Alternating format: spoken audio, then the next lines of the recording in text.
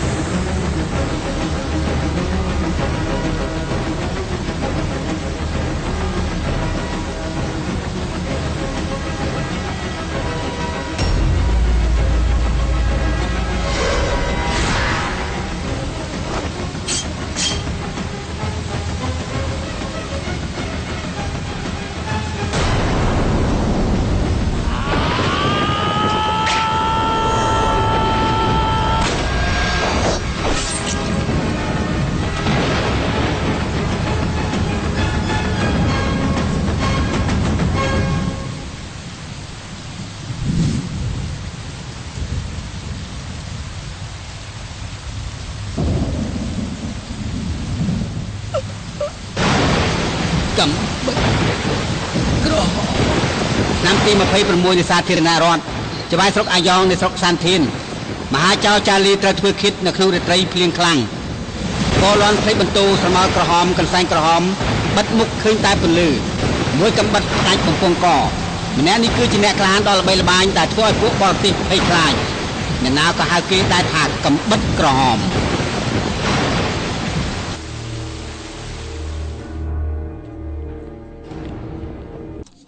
លោកមិនតបជាសន្និដ្ឋានថាលោកច្បាយស្រុកឆៅគឺកំបិតក្រហមជាអ្នកសម្លាប់លោកមិនតបខ្ញុំឲ្យគេចាប់ខ្លួនកំបិតក្រហមពេញស្រុកទៅហើយបាទហើយថយចេះណាមិនកាល់ទៅមកមើល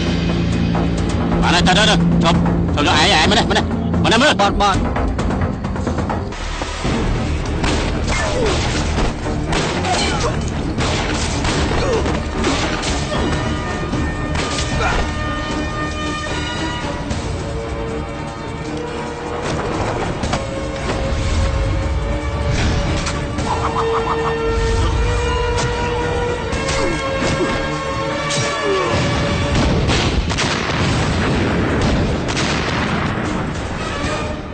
លោកមិនតបការឡំប៉ុននឹងតាមសម្រាប់កំបិតក្រហមគឺមិនបានសម្រេចទេខ្ញុំសូមនាំតបដោយផ្ទាល់ដើម្បីចាប់ខ្លួនគេណាការបង្ហាញខ្លួនរបស់កំបិតក្រហមមិនមែនធម្មតា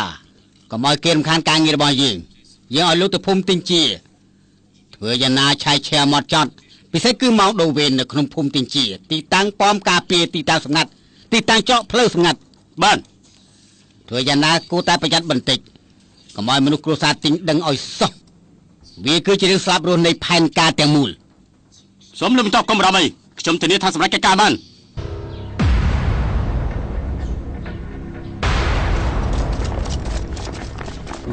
ស្រុកសានពៀនគឺជាចរចូលនៃតំបន់ជីតុងរាយភូមិទិញជាគឺជាចរសម្ងាត់នៃស្រុកសានពៀនតាំងពីយូរមកហើយគឺជាទីតាំងដែលគេដណ្ដើមជានិច្ចគ្រួសារទិញចានចំនួនមកហើយជាមានតបការពារព្រំដែនរាប់រយឆ្នាំប្រកាន់សច្ចធម៌ប្រជារាស្ត្រខ្លាំងក្លាហើយក៏ខ្លាចទៅជាគ្រួសារធំនៃស្រុកទាំងមូល